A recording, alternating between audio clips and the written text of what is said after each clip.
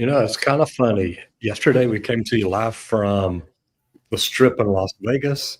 Today, as you can see over Randy's shoulders, we are coming to you live from the mountains of southern Utah. Welcome to the Trade Talks Live. I'm Roger Wakefield. We go live every day at 10 o'clock Central Standard Time, and we talk to tradespeople all around the country on all type different trades. If you've never been here before, hang around. You may enjoy this. I think you really will. If you've been here before, like Matt McDonough, who we hung out with yesterday in Las Vegas, welcome back. Good to have you here. Hope everybody is doing wonderful. And yes, sir, it was a pleasure to meet you and hang out with you. Great stuff. Hope you had a wonderful day. Randy, take just a second to introduce yourself. Tell everybody who you are, what you do, and tell them about our amazing sponsor, Leak Pro, if you don't mind. Good morning, everybody. Happy Thursday. Glad to come to you live from the mountains of southern Utah. I am Henry Wakefield, CEO of Leak Pro. I was a 20-year plumber, pipe fitter, welder by trade in the union here, in Dallas. But now I build Leak Pro, and we build the most precise leak detection system for professional plumbers. So we want to thank them for sponsoring today's episode of the Trade Talks, where we get to come to you live at 11 a.m. Eastern and all the way across. It doesn't matter which time zone we're in. We are always here Monday through Fridays. And we want to thank Leak Pro for sponsoring the episode. If you want to check out the leak detection equipment, they build a couple different pieces. One is the probe. That's for that meter to the home service. And then also they do I build a sidekick, which has an aluminum rod, and that's for that inside whenever you're listening through a slab or a driveway or something like that. To check out the equipment, you can visit leak-pro.com or give me a call at 1-8888-LEAK-PRO, and we can talk about the equipment or coming out for a 2-day in-person training just outside of Dallas, Texas. Now, if it sounds a little loud here, y'all, we are literally You're muted. Upstairs. If it sounds a little loud here, guys, I muted mine in between because we're upstairs here. We're at a YouTube Inner Circle meeting. So we've got some really great YouTubers downstairs that we get to hang out with. Randy really hangs out with them every week. I try to if I'm in town, if I can get in there. But 4 times a year we get together. We brainstorm, we mastermind. We meet here in southern Utah or Dallas.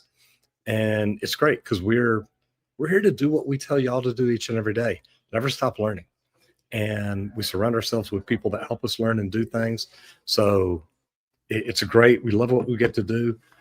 Square National News, Growth of Sustainable Construction Practices in 2025.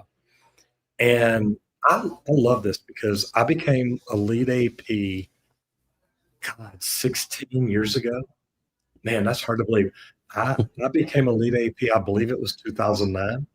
And I got to tell you, sustainable construction is transitioning from an optional approach to an industry standard in 2025, driven by environmental concerns, resource scarcity, and regulatory changes. So let's talk a little bit about this. And I know that when they talk about net zero buildings, they talk about buildings that basically don't cost anything to operate, and that they have solar panels, they have things like that to where they create more energy than they use.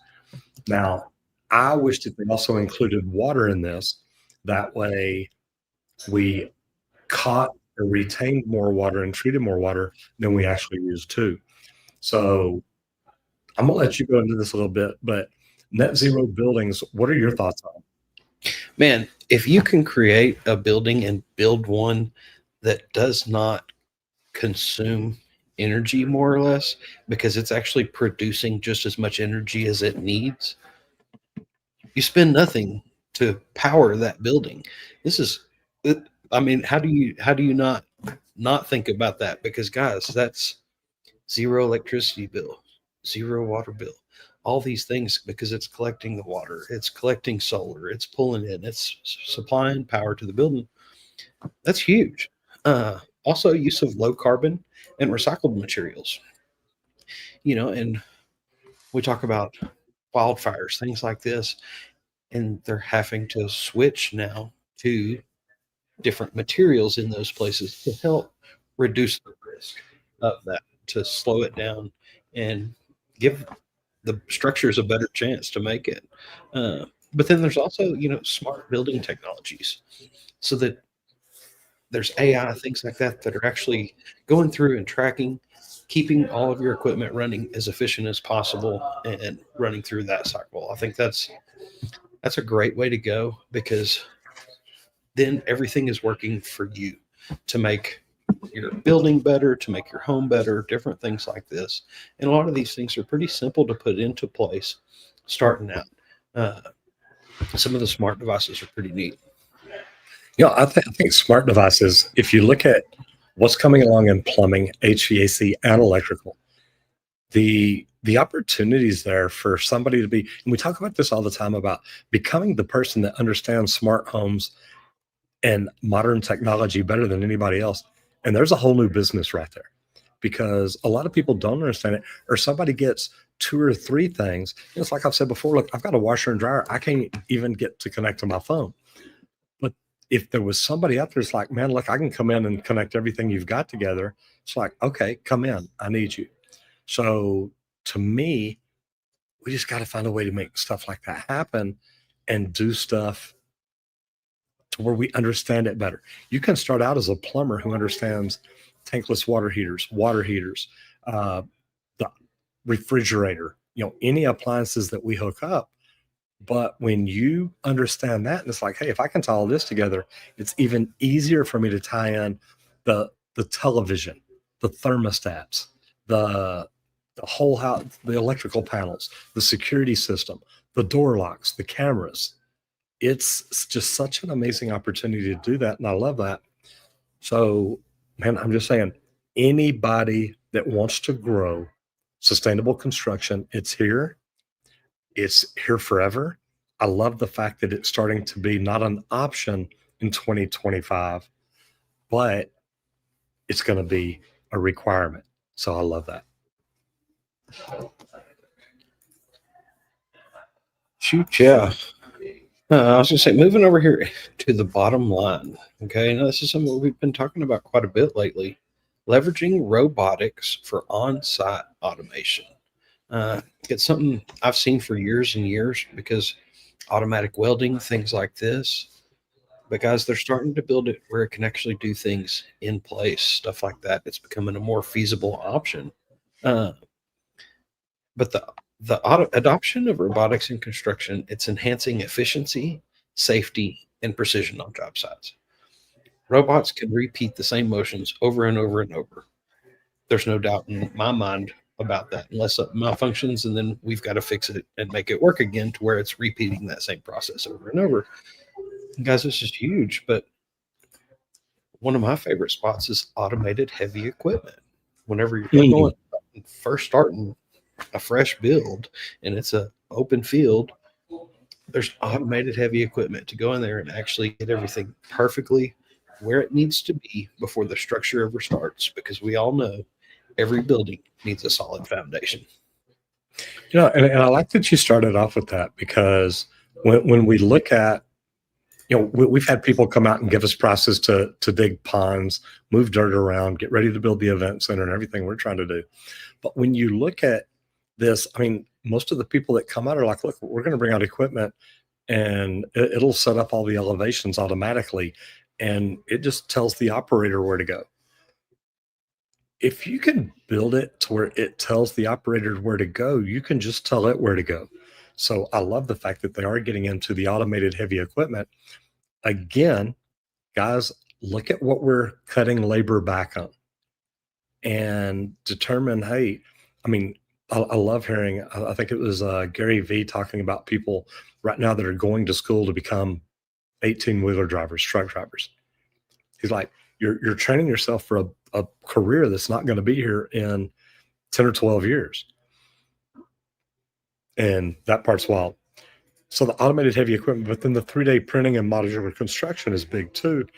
And we've talked about that a lot lately. And I'm going to be in Austin next week or the week after. So I'm going to try to get down there and get me an address where we can find the houses that they're building and then the apartment building that they're building.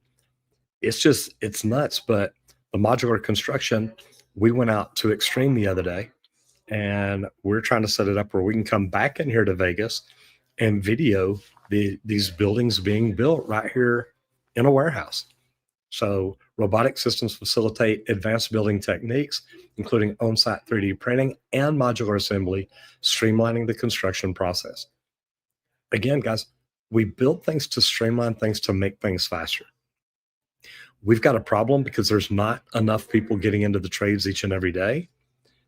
But now, guys, the bigger problem is they're going to build robots and automation to where we don't need more people in the trades. They're going to be able to have Betty the robot get out there and rebuild the world. So what are your thoughts on it, Squirt?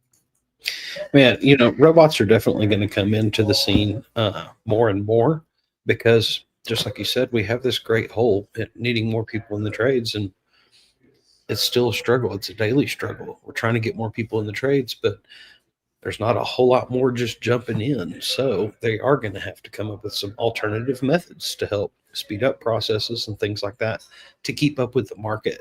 And that's just what that boils down to. Now, in doing that, there's going to be some tradespeople that are going to transition to be robotic operators and maintenance people to keep those going and moving, because we all know all equipment that moves a lot, it needs lubrication. It needs a lot of different things to keep going and keep it in operation. So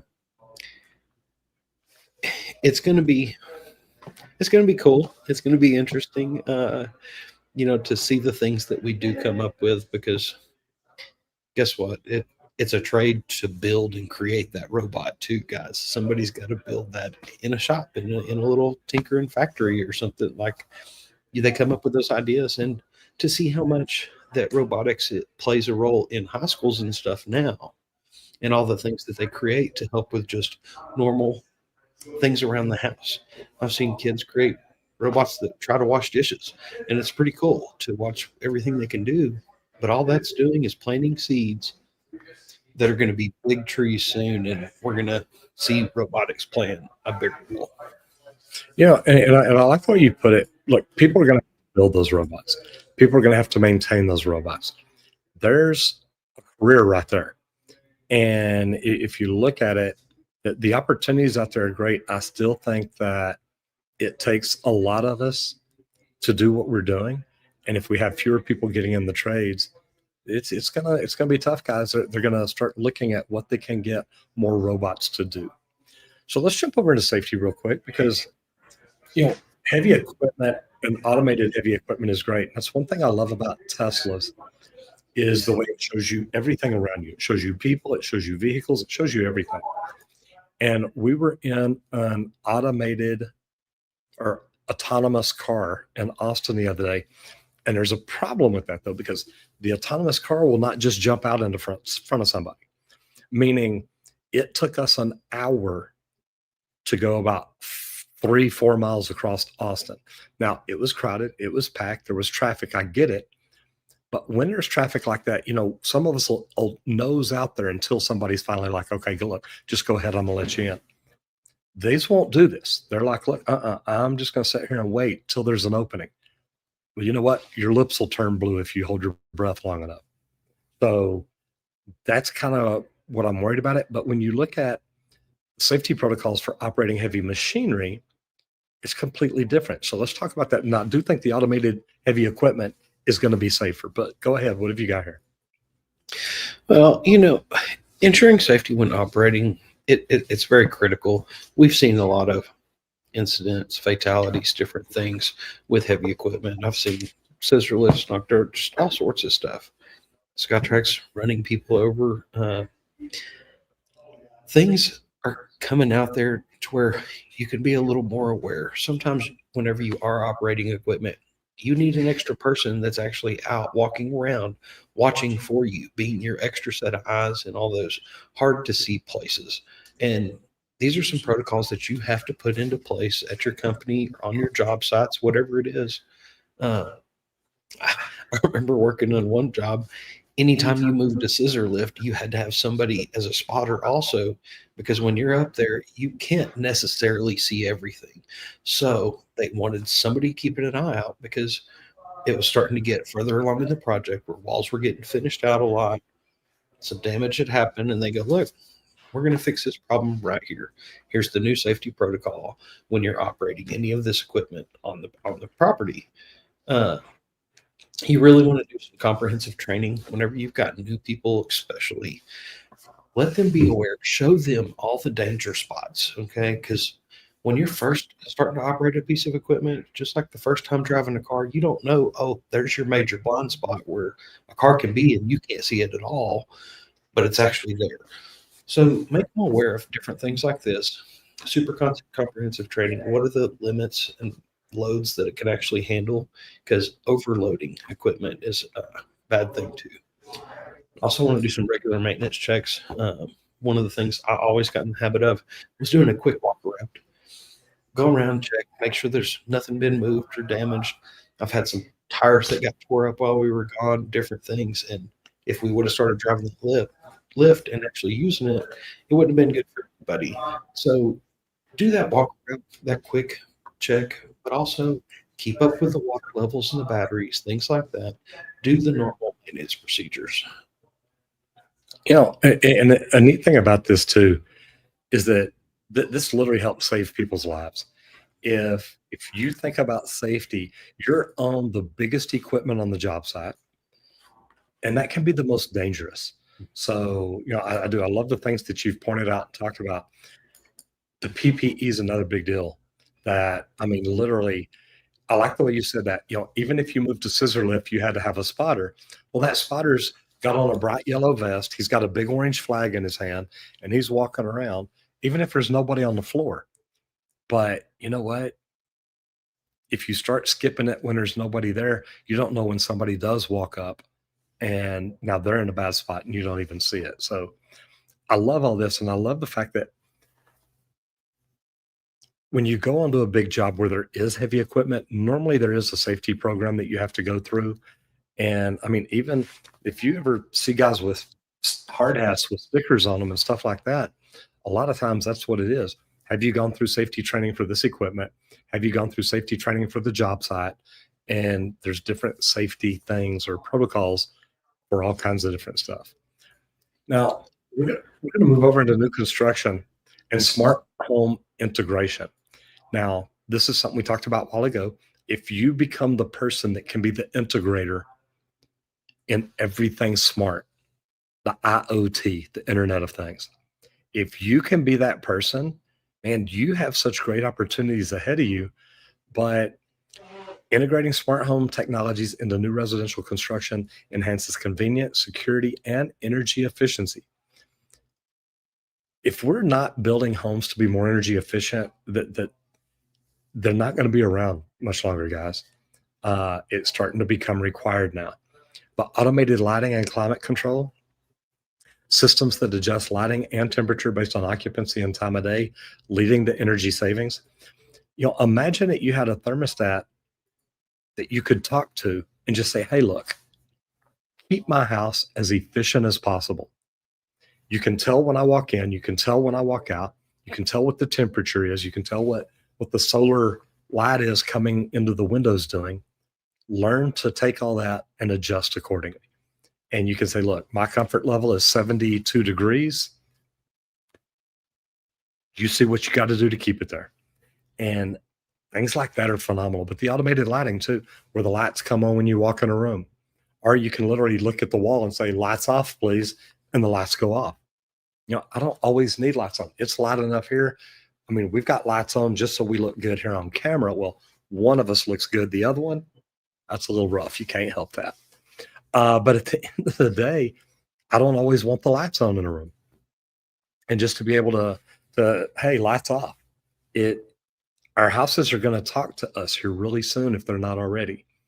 Your advanced security systems, incorporation of smart locks, surveillance cameras, alarm systems that can be monitored and controlled remotely. I can go to my house right now on my phone, lock or unlock the front door.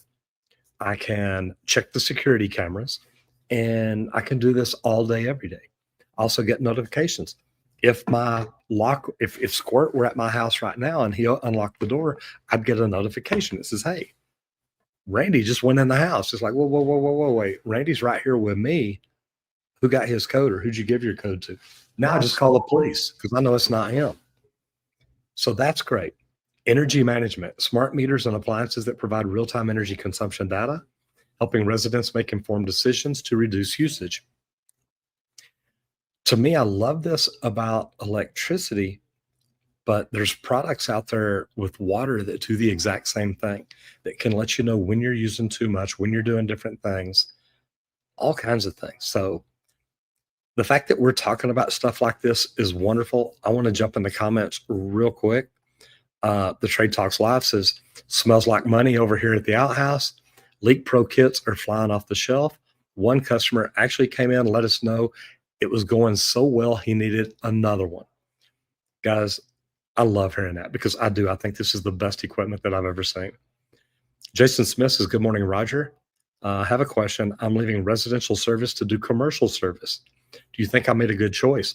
Yeah, if you're good at residential service and you want to learn and grow, man, going into commercial service is fantastic. Winning Streak, how are you doing today? Good to see you in here. I hope everything is going phenomenal with you. And Bo Carnes says, the first live I've made it to. Guys, I'll tell you what, if y'all will take out your phones and take a selfie of you and the screen where people can see what you're watching and tag me, tag Squirt, man, we'll share it. We'll tag you. Follow us. We'll follow you. All kinds of good stuff. And then Jason Smith says that's where OSHA 30 comes in the OSHA training. And I love that, Jason, but there's more than just OSHA 30. There's specific job site training and different things like that. And then the last one here, he says, are you guys leaving Friday? Squirt will be in Vegas for dinner Friday night. Literally, I'll take him back to the hotel, take him to a hotel in Vegas, drop him off. Then I head to the airport. I'm headed to San Diego because I've got to speak over there this week. So, Randy, mindset growth. We always talk about learning and growing and stuff like that, but strategies for construction professionals. Let's talk about that a little bit. Man, time management strategies, it can be one of the toughest juggles ever. I was an industrial estimator for 5 years, and there were times I was bidding 5 projects at a time, and it's like, okay, which one do I work on? Time blocking is a great thing. Be like, okay, I'm gonna work an hour on this and try to get to this point. Then I'm gonna work a couple hours on this one because it's a bigger project and it needs more time. Time blocking is huge. Prioritize the work that you need done first. Figure out that workflow because with time blocking, you've got to have the right time allocated in the right steps of each of those projects and things too. So you can utilize a lot of scheduling tools and things like that to help you with your time blocking so that you have your calendar ping you. I like using calendar a lot for that, to where it sets an alarm off and it's like, nope, that task is over. Let's move on to this next one and try to focus on this. So that's a big one. Also, if spending your time on something is something that you don't enjoy, try to delegate that. If you've got a team to be able to delegate to, figure out the things that make you the most money, are the most important to you, the things you enjoy the most. Find the things that are kind of a time waste for you and delegate that to somebody on the team to handle those things for you and knock them out. Delegation's big, and learning to be a good delegator for task is a great thing, and it'll help you climb the ranks really quick too. Randy, and one thing that you talked about, and I tried doing it different. Whenever I was working on certain things, you'd say, I'm going to spend an hour on this and then 2 hours on this and then 3 hours on this. I liked looking at, which one is due first? Let me knock it out. That way I'm not bouncing back and forth from idea to idea. And it doesn't take that mindset shift. Okay, I'm going from copper to stainless steel. I'm going from copper to PEX. I'm going from cast iron to PVC. It's literally, I could keep my mind focused on whichever one is due first. Let me get in and get everything I can done on it. And then I can take notes. Hey, I still need to finish the vertical pipe. I still need to finish this. I still need to finish this, and then set it aside and then work on the one that's due next. That way I could spend as much time as I could on the biggest one to make sure I nailed that down. So that's just the way I always looked at it. And whenever I was teaching advanced blueprint reading and drawing, that's kind of the way that I taught people to do takeoffs. Don't try to bounce from job to job to job and job. Do it that way. Go through and focus on priority number one. And if you can get that done, but you have your reasons as to why you did it your way. What makes you look at it that way when I look at it this way? Well, because let's say I would have 2 weeks to bid 5 different jobs, but I would have to complete a takeoff to get that whole takeoff for every system on that project. I'd try to do all at once so I could send that material off for pricing, for installation quotes, for all these other things. So then I'm waiting on subs on that project. So I've got to pick another one up to keep my time going and keep production going on all. Very so good. It was a different type of juggle. Yeah. And you've got to figure out what's going to work best in your time situation so that you can allocate your times properly, because that's why I would have to do that shift, because whenever others are involved, it changes how you schedule and time block for sure, because you do have to rely on others for some of that. Okay, I'm pulling this back up because I want to say thanks to Leak Pro for sponsoring this video. Here's the thing, guys. Leak Pro is the most precise leak detection system for professional plumbers. And this story tells it all right here. We had a company in the Dallas area come out a week or two ago, pick up a complete kit, and literally they went back out there today and knocked on the door and said, hey man, look, I need another one. And luckily Squirt is really good at staying ahead. There's one there, is able to hand it to him, let him take off with it, and he's good to go. But if you're a plumber and you want to learn how to make money in a completely different way, if you're a plumbing company owner and you're not supplying enough value to your customers by being able to do the leak detection systems yourself, I recommend you go to www.leak-pro.com and check it out. If you are stuck in this, and I say tradespeople do this all the time, we quit learning. We get into the trade, we quit learning, and it's just like, look, I'm a professional plumber, let me go plumb. And we can make a good living doing that. If you learn to add skills, services, knowledge, just anything at all like that to yourself as a plumber, yourself as a plumbing company owner, you can provide more value. If you're a plumber working for a company and you walk in one day and you're like, why don't we do leak detection? Like, well, we don't know how. It's like, well, I know how. And I've got the equipment. And for another $5 an hour, I'll find leaks for y'all. You can literally grow your skill set and you make more money as a plumber. And if you're a plumbing company and you learn to do this better than anybody else, you can make money that you're actually spending with other leak detection companies that are probably telling the customers that you send them out to, hey, if you don't like the price they give you, let me know, because I've got another company that's really good too, and I'll give you their name and number. So understand that by learning how to locate the lines under the slab, locate the leaks, and know exactly where they're at, you can change what you do. And then we teach people after that to go in and verify that that's where the leak is. Then we teach them how to find and isolate the leaks on sewer lines, both cast iron and PVC. That way you're not just walking up to customers and say, hey, look, you've got a leak under your house. We need to replace everything under your house. Chances are you really don't need to do that. So we teach you how to do that too. And to top off the training, if you're the company owner, we will train you on the SEO and how to grow your business, how to make your phone ring. With big leak detection companies being 4 to 6 weeks out these days, guys, you can make a lot of money just getting caught up, just taking on the calls that come in instead of trying to send them to somebody else. So if you want the equipment, go to Leak Pro, go to www.leak-pro.com. Check that out. Check out the complete kit. It's phenomenal. If you want to be trained on how to use the best leak detection equipment, go to give Randy a call at 1-8888-LEAK-PRO, and he'll talk to you and set it up and get you in. But guys, I'm telling you, If you're not learning how to do this, look at this company right here. They bought another kit. They realize that it works. They realize they can provide a new service to their company and get it done quickly. And oh, by the way, if we got another kit, now we can do it twice as fast.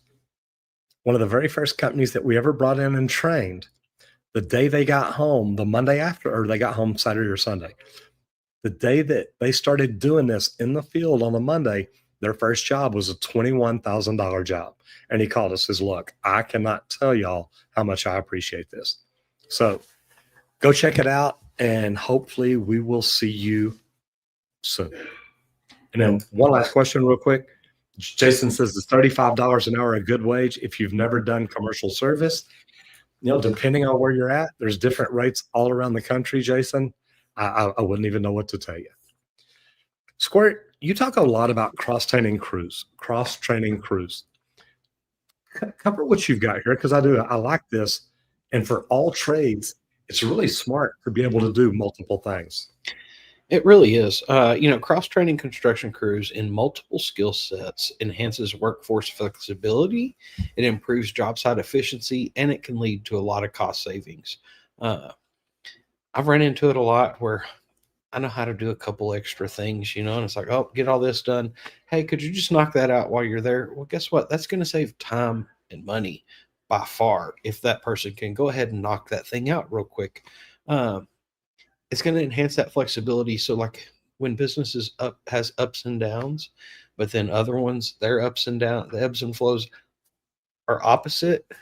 If that person is cross-trained in both of those trades, they can stay busy all the time without slowing down.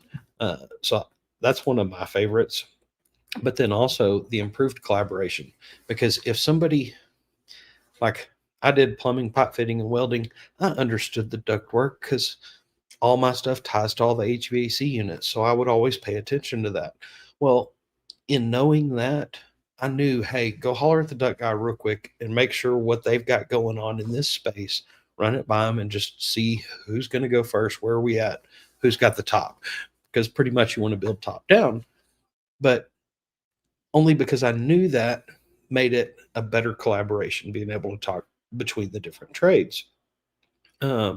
Also, cost efficiency, guys. Reducing the need for that specialized subcontractor can lead to significant cost savings in projects. We used to have guys on the job that were jack of all trades for little oddball things, grouting equipment in, doing stuff like that, setting pumps, all these different things. We'd have somebody do it because that was super cost efficient to have them on the job, on the ready to be able to follow us around and do the different things that we need, because you do want somebody that has multiple skills to be able to do the different little oddball projects that you really need to be able to put a full system in to build. Sorry, I'm trying to do something here. General contractor in Kansas began cross-training crew members in basic electrical and HVAC support tasks. This allowed them to keep jobs moving when subs were delayed and reduce their average project time by 15%. That's something I kind of learned naturally, was the controls and how those kind of worked, because I'd have to go in and cut in so many threadlets for a system, so that I just started to understand exactly how the controls worked, so that whenever I was going through popping a machine in or a piece of equipment in, it's like, hey, do y'all want us to go ahead and throw in threadlets here for the controls guys? And they're like, oh man, that's thinking ahead. And it's like, I'd rather do it now than have to drag all my stuff back up here when they need it later. So just knowing some of those things, it helps save time on a job, and training your people to where they do understand multiple things that tie into the same trade that they deal with is huge, and it'll advance the whole company a long way. And it's good because it helps your employees because they want to learn. We all, Tony Robbins talks all the time. He says, look, what makes people happy is to progress, to grow, to do new things. And I love that, because I really do. I think that by learning other things, we keep our mind busy, we keep our mind growing, and your mind's a muscle. And they say, look, if you don't use it, you lose it. Keep it growing, keep working on it. And those of y'all that are going to tell me it's really not a muscle, okay, I'm good with that. It's like a muscle. If you don't work it, it's going to atrophy away. And I think our minds are the same way. So let's move into laws and licenses. And my favorite part about this is you're talking about reciprocity and how to navigate that and keep up with it and know what's going on. And I'm gonna stand up on a soapbox real quick and say, but if we had a national MEP board, if we had a national plumbing license, electrical license, HVAC license, reciprocity really wouldn't be that big a deal. You just have to make sure you have the right endorsements for the right states. But man, you've got some good stuff here because as more contractors expand across regions, understanding license reciprocity is crucial to avoid legal pitfalls and delays. And you don't want to get plumbers in trouble because they're working in another state and they're hanging pipe, something they've been doing for 30 years in their own state, but their license does not have that particular state's name on it. So they get in trouble because they don't know what they're doing. It makes no sense to me, but I don't know. First of all, reciprocity. And we're going to talk about this because reciprocity is when one state recognizes another state's license, allowing you to work without retesting. Now, right now, Texas has that with Louisiana and Arkansas. That helps a lot because if Louisiana ever has another hurricane blow through or tornado blow through, whichever, hurricane from the water, I get that. If it has that, there's people from Texas that aren't working and say, look, I can go down there and help. And the other way around, we've had tornadoes up here. They've had hurricanes down there. And it would be nice to be able to just move back and forth across the border. Normally, reciprocity is offered in plumbing, electrical, and HVAC because these are the ones that have the professional license. And guys, that's why I call them the skilled trades. You've got to have a professional license in most states to do that. Now, states like Ohio don't have a residential plumbing license, which blows my freaking mind because plumbers protect the health of the nation. And it sounds like you're not worried about protecting the health of the people of Ohio. But especially between neighboring states. So like I said, Texas, Louisiana, Georgia, Alabama, states like that have agreements in place to make it easier for people to cross those borders and work. Now, a national certification like the NATE for HVAC, journeyman electrical through the ICC can be helpful across state lines. Now, some states don't recognize it though. So you've got to say, hey, look, how do we make this work? But right now, I know the NASCLA isn't that the one? Yeah. The NASCLA is accepted by 15 states, and that's an electrical contractor who's based in Georgia. He expanded to South Carolina to avoid delays, and he was able to use that to help him get in there and do work. So we know it's out there. We know it can be done. I think we need to start thinking bigger. We need to start looking at, look, we're able to go across this state line and this state line, but we can't go across this one. We can't go across this one. Why not? Let's get a national certification in place that literally makes it work. And man, I'm just telling you, it's something we ought to all be looking at and wishing for. Go ahead, Squirt. What you got? Well, I was going to say, just think about us going from Vegas here to southern Utah. We crossed 3 states. The scenery did not change for us, really. Nothing is really different between those 3 states, the locations, how they build the houses, things like that. I got the plumbing changed either. That's what I'm saying. Do we think the power changed? Do we think the electrical changed? Do we think the roofing and the framing changed, really? No.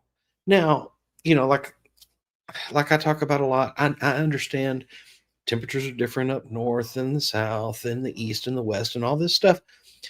I like a national agreement. Let's do some regions, okay?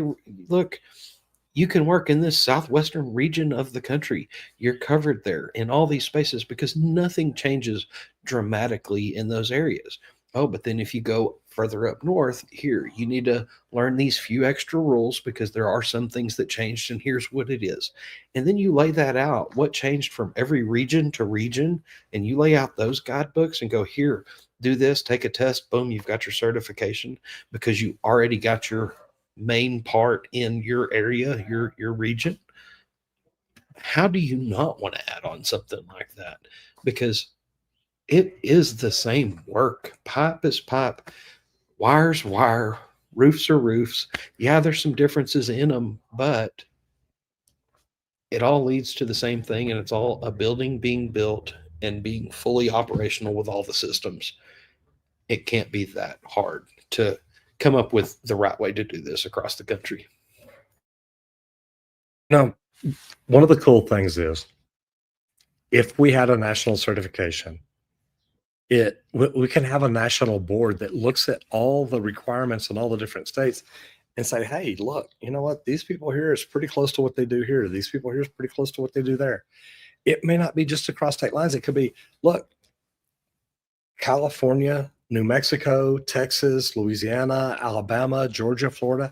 It's about the same temperature. We probably have about the same burial depth. It's like, come on, guys, let's find a way to make some stuff like this happen. All right, let's move over into business training, understanding your profit margins better. And this is something that, man, I think it was really neat whenever I went through the union training program, the instructor training program in Ypsilanti. One of my favorite courses was the foreman course or superintendent course or something like that. But they had a section called the value of a dollar. And what it means is every dollar that comes into this company, where does it go? And you start breaking it down and looking at it. And it's like, wow, these contractors really don't make near as much money as we thought, do they? And it's like, no, they don't. So understanding that, learning that, and making it all make sense is big. But you've got to know your KPIs. You've got to know what numbers you need to be looking at to where you can tell how to control all that. And knowing your numbers is essential for your pricing jobs properly, protecting your cash flow, and growing your business without stress. If you're not building a budget and looking at it and living by it, you're just guessing. And I don't mean that bad because I did it for many, many years. I was still able to grow, but there's better ways to do it. So key concepts. First of all, you've got your revenue. This is your bottom line. This is how much money came into the company at the end of the day. And then you've got your gross. Your gross number is what you made after labor and material came out. Now, your labor and material should be about 43%. And I know this because I've studied my numbers. You take that, wait, is that right? 17, it should be 47%. You should have 20% field labor, 10% office labor, 17% materials. So there's 47% of every dollar that came in your company that's gone before you even do anything with it. Okay? Your net margin is what you keep after all expenses, truck, insurance, tools, marketing. That is really your overhead. Now, your marketing should be 10%. The rest of that is really overhead and profit. Your overhead should be about 23%. And I see you got some different numbers down here, but looking through it, and I'm looking at your margin and markup, so you're really probably pretty close. But your net is what you get to keep after all that. And when it says keep, that's not just profit. There's all the other stuff too. But markup is not equal to margin. Marking up a job 20% doesn't mean you're making 20% margin.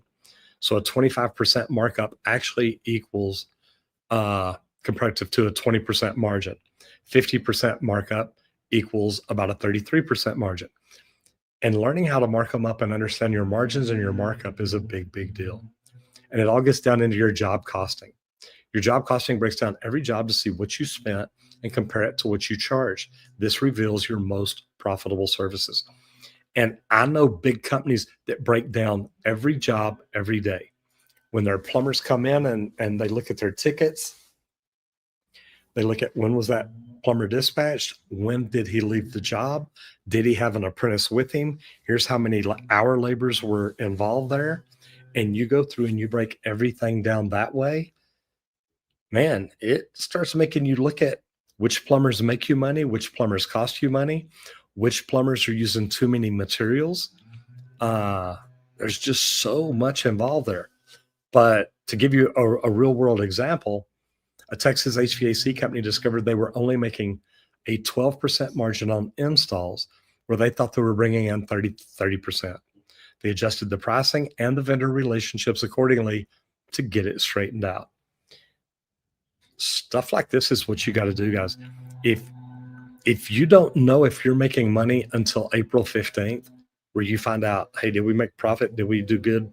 What's the CPA tell us? You should know all that pretty much monthly, maybe weekly, or if you're anal retentive, maybe daily. And you look at these numbers each and every day and you see where to make tweaks. So stuff like this is phenomenal. And if you really want to grow your business, you really need to know your numbers. You've got to track your numbers because your numbers are going to what's going to keep you in line. And even if you're working on a super large project, guess what? Every dollar on that project is accounted for, and it's got its spot where it's supposed to be spent. Even though we know large projects doesn't always end up that way per se, but every dollar truly is allocated for. That's why I kind of moved into the office at one time, just because I wanted to learn everything that went into our numbers on a job in a large project, because man, we did some large projects. So it was really cool to learn that at how much they actually do track and how much you have to keep on in the know of. All right, great. Vehicles. And we talk about these a lot. And this is normally one of the first questions people ask me. They're like, look, I'm thinking about starting a company. Do I buy a new van? Do I lease a new van? Do I buy an old one? Do I find one I can rent? What do I do? And you've actually put some really good pros and cons here together of both sides of the coin there.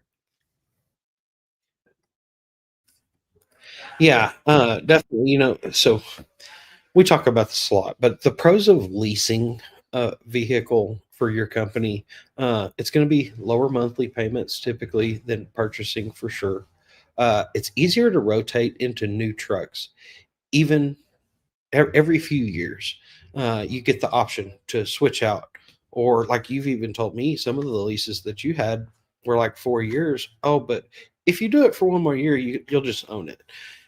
That's pretty awesome. Like being able to do that. Often a lot of the leasing includes maintenance for those lease vehicles because they want to make sure that they are maintained the way that they're supposed to be treated. So at the end of that lease, they can sell it to you or resell it to a different customer. Now, there are some cons of leasing vehicles sometimes.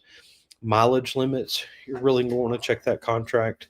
If you're somebody that's real rural and you drive a lot of miles to get from job to job on a weekly basis, daily basis, leasing may not be the right option for you. You're really going to want to look at the contracts and see how the mileage is going to limit you or not. It may cost more over time leasing because you're never going to pay it off. So you're always going to be making the payments on there. And then you don't actually own the vehicle if you just continuously lease, change them out, and do the swap outs, and don't ever get an option like you've discussed before. But think about that part too. After you've had it 4 years, if you decide to keep that another year, you know what? If you've taken good care of them, they may last you another 2 or 3 years.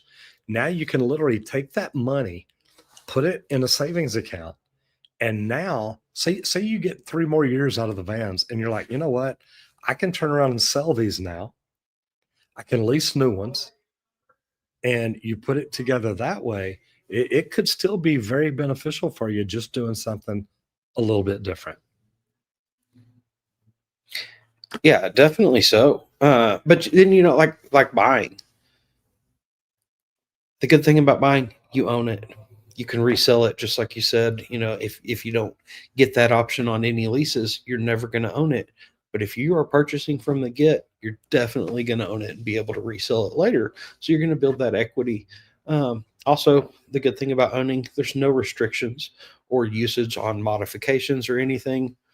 You want to cut it up, you can cut it up. It doesn't matter. It's your choice because you own it. There's no limitations whatsoever, except for the ones that you set for yourself. Also, there's long-term savings if you keep it in good condition. You keep it, you maintain it, you get extra years of use out of it because you did purchase it. That's money saved up and put in the bank for the next one or whatever, and also for growth. The cons of buying, though, it is a higher upfront cost. You got to do the down payment and everything. You got to kit it out yourself and do all those types of things. It's not just a part of the lease. Also, you're responsible for all the maintenance. They may give you the first year of oil changes free because you bought it at this dealership, which is great, but it's not going to be forever. So you will be responsible, and you've got to stay on top of that maintenance schedule. But also, there's a big depreciation risk. You get into wrecks and stuff like that, it's going to make the vehicle worth less because it's going to have damage. It's not going to last as long, and you're going to lose value on that. So that's something to also put into mind and try to figure out if you really should buy or lease for your company and your situation. A good thing about this is leasing may help conserve cash early on. But if you plan to drive long distances or customize the truck, owning may be better. But I love the fact that I know at one point when we leased, we did the shelves in them, we did the wraps on them, we did all that. And I like your note in here about a plumbing company with service area of 150 plus miles, leases newer vans with unlimited mileage plans, wraps them with new branding every 3 years, keeps it fresh, and gives you more tax write-offs. But that rebranding every year or rebranding when you need to. Sorry, I'm trying to help you here. That rebranding every year, if you come up with new logos, you just come up with a fresh look. People see that, and it looks like you're growing. It looks like you're bigger. And I'm going to give you another trick here on branding to everybody that's in here watching. When you build your branding on one side, like a white background or a bright yellow background, the branding on the other side, a black background. And people see you coming and going, and they think you have twice as many trucks. And I've seen people are like, oh my God, y'all must be huge. I see so many different trucks you've got. And I would literally make the size almost look a different color on each one. That way they see all these different colors. They're like, man, you must have a whole fleet of trucks. You could have 4 trucks, but they see these 4 different color trucks and they think, man, he's got trucks everywhere. Well, really, you've got, or if they think the 4 different colors, you've really got 2 trucks, but they think you've got a ton of them. So kind of neat stuff. And having those tax write-offs is amazing. Randy, real quick, let's talk about Mr. Fat Cheeto, and I want to know why you picked him out. Okay, so we're always talking about all these serious sides of the trades in everything that we've done so far this year. Well, we're getting to the end of this first quarter, so let's have some fun. And Mr. Fat Cheeto, I met this guy. He is hilarious. Talk about having a blast out there on social media. But he does HVAC goofs, guys. I saw a short just the other day. It was wire nuts for big problems. And the wire nut was bigger than his head that he's screwing on these large cables coming in. And he just has so much fun with it, guys. And he's carved a niche on TikTok for mixing raw job site humor with relatable, unfiltered construction live content while still dropping solid trade insights. And he's the guy that has the big HVAC on his arm. I think he actually got it tattooed on once he reached 100,000 subs. So pretty cool, just somebody out there having fun with it, but still trying to shed some light on the trade and how much fun it can be. He's even got a unit that he can drive down the road. I mean, come on. It doesn't get any better than that, does it? A unit he can drive down the road. That's pretty wild. Okay, so why is he popular? What is he really doing that makes him super popular? And you've got some great clips down here. But what do you think it is that makes him really connect with people? So he's super authentic. Like I said, I met him. It's the same guy that you're going to see in those videos, just like you kind of what you put out into the world is the same thing, same person you are off camera too. And that's just kind of it. But he brings such a great humor and he brings a lot of comedy to it, um, which highlights some real frustrations and some wins on job sites. Because, as tradespeople, we get frustrated. There's some times that we've got that bad day and then work goes to crap all day and it's just crapping in your lap and you've got to deal with it. Well, he tries to shed some light and have some fun on it, which is something I used to try to do a lot of times whenever I got frustrated in the trade. It's like, okay, well, let me try to find something funny out of this because look at me, as all I'm doing is getting pissed off. Let me laugh a little about this and move on. And then he has a lot of engagement. He frequently responds to his comments, shares duets and stuff, and he interacts with fellow tradespeople. Um, Whenever I was at the show, I think he was filming with Jake from Mother Flushers, and they were doing, or no, it's Louis the Boiler Man. They were over in an area doing some threadless stuff. As funny as that is. Okay, so what are your favorite clips of his that you've seen that you think people might enjoy watching? Man, honestly, like I enjoyed just the funny, the laughters of it.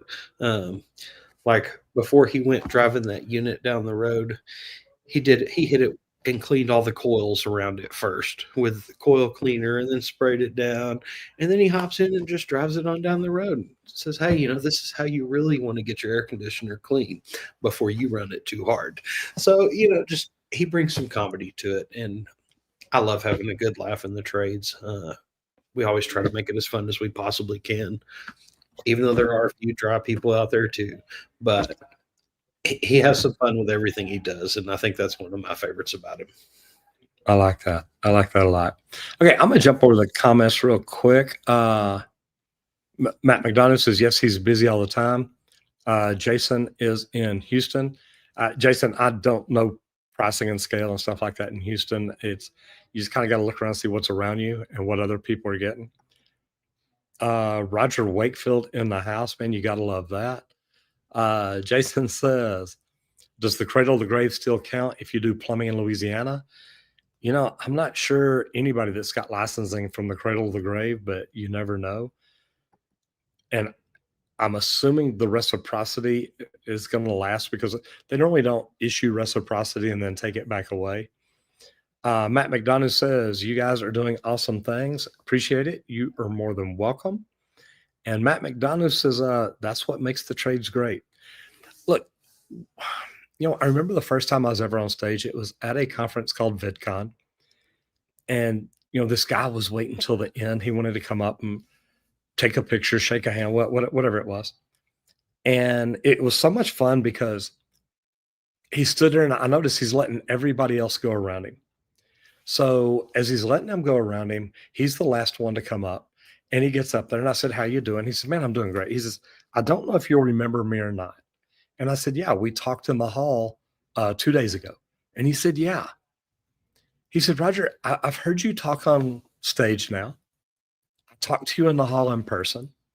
And I've watched your videos.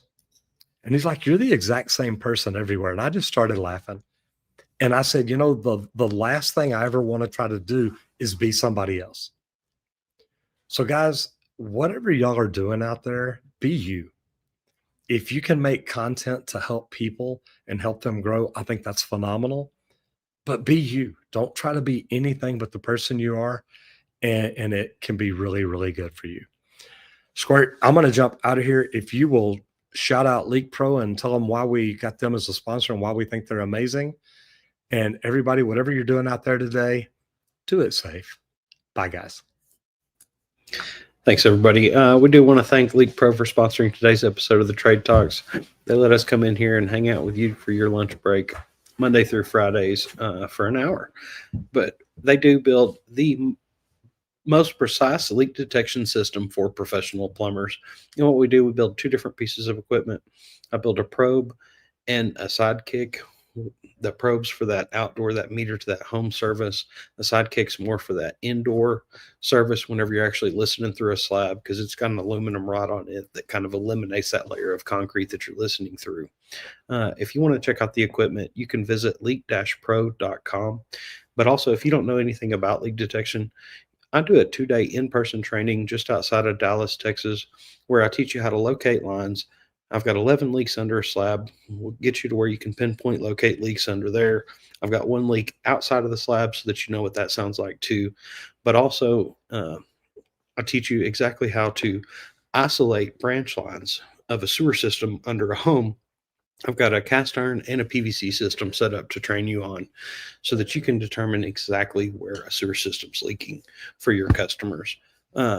If you want to check that out, give me a call at 1-8888-LEAK-PRO, and we can discuss the training or the equipment. And once again, check out the website at www.leak-pro.com. Thanks again, everybody, for showing up. Hope to see you back here tomorrow. And everybody, get out there and hit it effing hard. Bye, guys.